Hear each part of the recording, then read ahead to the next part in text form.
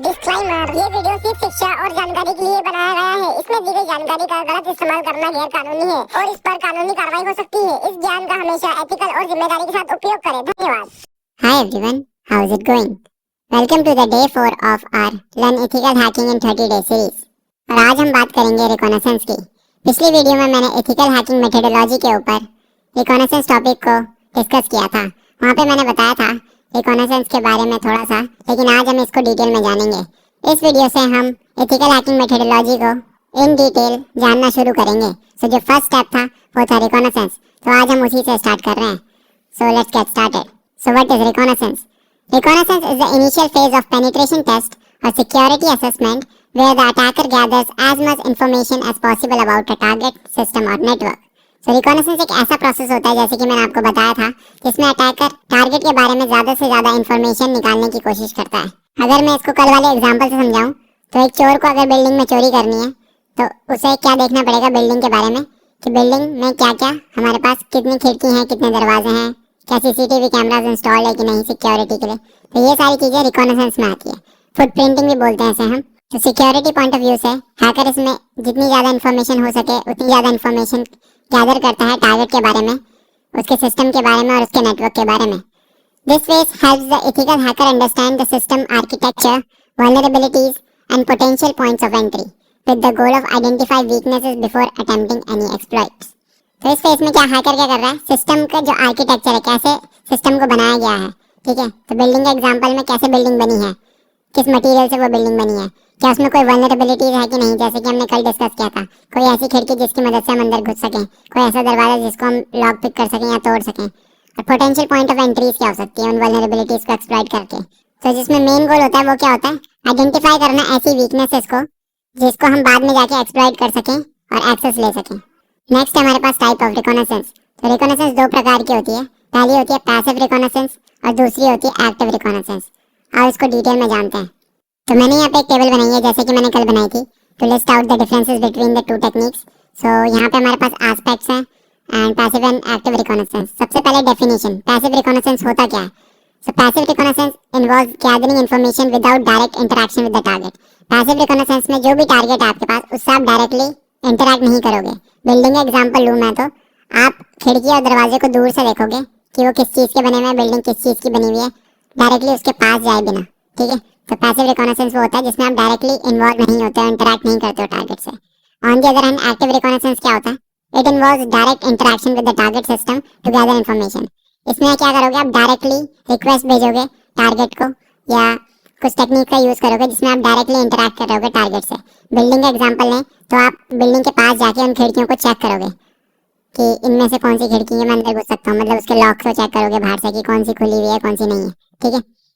दूसरा है techniques use. अब इसमें टेक्निक्स कौन सी यूज होती है, पैसिव रिकॉनेसेंस में टेक्निक्स जो यूज होती हैं, जैसे कि एनालाइजिंग पब्लिक इन्फॉर्मेशन सोर्सेज, तो इसको हम ओसेंट भी बोलते हैं, ठीक है।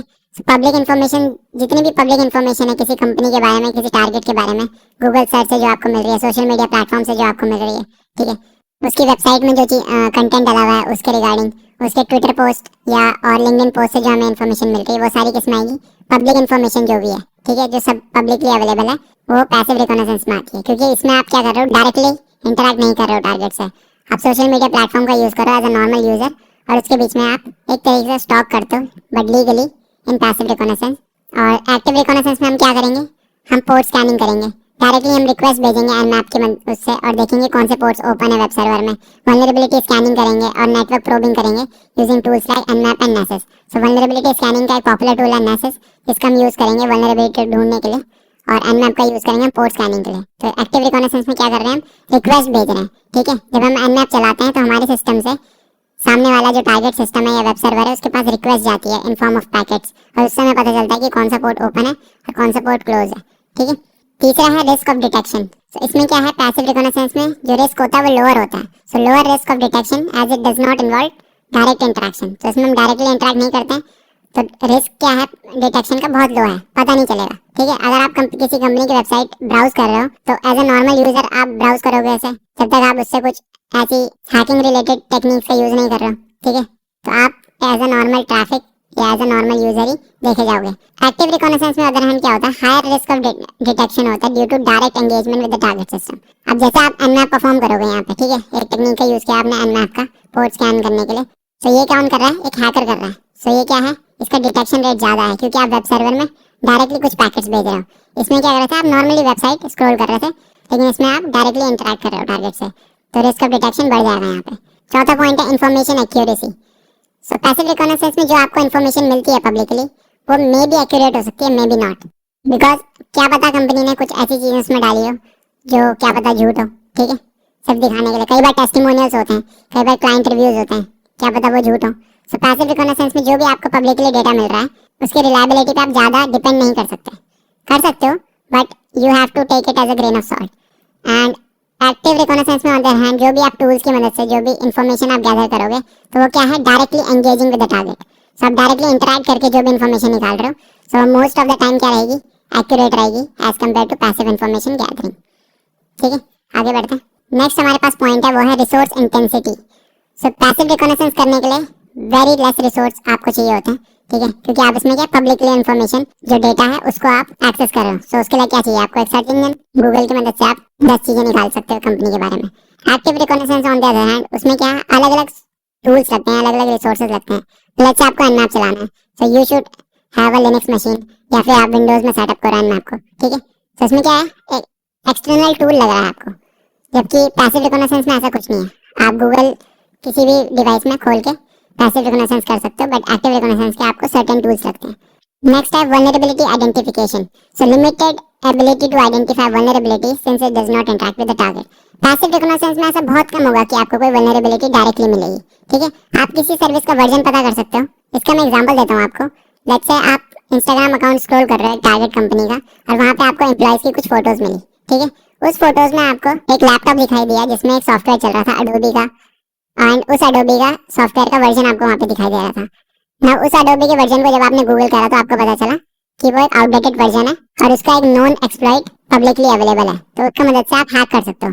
बट अब डायरेक्टली आपने वल्नरेबिलिटी को आइडेंटिफाई नहीं किया, ठीक है, और कम चांसेस होते हैं कि पैसिव रिकॉग्निसेंस में आपको वल्नरेबिलिटी मिले। On the other hand active reconnaissance में आप मैसेज जैसे आप टूल चलाते हो तो वल्नरेबिलिटी स्कैनर है डेडिकेटेडली। सो जब आप उसको टारगेट पे चलाओगे तो जो भी वल्नरेबिलिटीज होंगी वो आपको निकाल के दे देगा in active reconnaissance. So vulnerability identification passive में कम होती है, एक्टिव में ज्यादा होती है। And at last use cases. So passive का यूज केस क्या है, useful for initial reconnaissance phases to gather background information stealthily. तो स्टेडली अगर आपको चुपके से आपको अगर इंफॉर्मेशन गैदर करनी है तो passive reconnaissance is your way. और एक्टिव रिकॉग्निसेंस का क्या है, ideal for penetration test where detail system insights are needed. तो डिटेल अगर आपको इन्यूमरेशन करना है तो आपको एक्टिव रिकॉग्निसेंस करना ही पड़ेगा। तो जनरली हम क्या करते हैं, हम पहले पैसिव से स्टार्ट करते हैं, उन टेक्निक्स का यूज करते हैं, और उसके बाद हम एक्टिव में जाते हैं। पहले हम जितनी भी पब्लिकली अवेलेबल इंफॉर्मेशन है उसको गैदर करते हैं, और उसके बाद हम एक्टिव वाली टूल्स और टेक्निक्स का यूज लेते हैं। सो आई होप आपको ये समझ में आया होगा। मैंने छोटी सी वीडियो इसलिए बनाई बिकॉज हम हर एस्पेक्ट को कवर करेंगे एथिकल हैकिंग मेथोडोलॉजी के, and this is the first one that is reconnaissance. तो ये अगर आप किसी को स्लाइड्स वगैरह चाहिए होगी तो दोबारा मैं टेलीग्राम चैनल में इसको अपलोड कर दूंगा, तो आप वहां से इसको डाउनलोड कर सकते हैं एज योर नोट्स। और अगर वीडियो पसंद आई तो उसे लाइक मारो। कोई चीज समझ नहीं आई तो अदर कमेंट हियर और message me on Instagram at invent your shit, and also subscribe to this channel. मैं मिलता हूँ आपको अगली वीडियो में। Bye bye.